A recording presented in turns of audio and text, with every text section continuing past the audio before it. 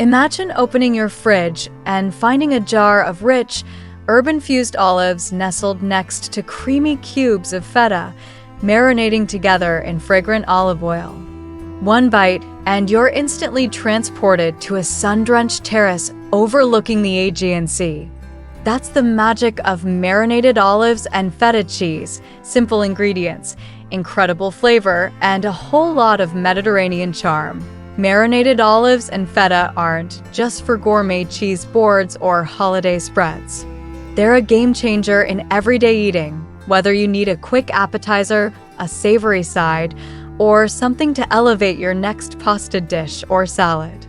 What makes them so irresistible is how effortlessly they blend briny, tangy, and herbal notes with a luxurious texture that practically melts in your mouth.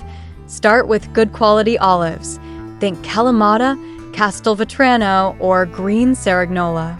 Each has its own unique character.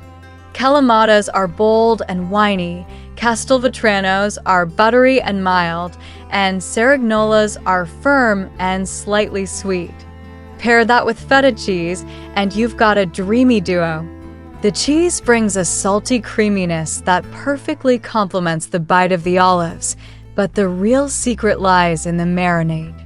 You're not just soaking ingredients, you're layering flavor. Use extra virgin olive oil as your base.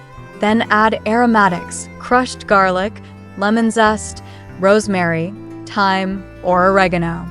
A pinch of chili flakes adds heat if you like a little kick. Let everything sit for a few hours, or even better, overnight. The longer they mingle, the deeper the flavor. This combo is endlessly versatile.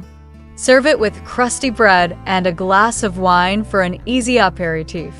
Toss it into a grain bowl or pasta for a fast, flavor-packed meal. Or just enjoy it straight from the jar when no one's watching, no judgment here. It's low effort, high reward, and keeps well in the fridge for days.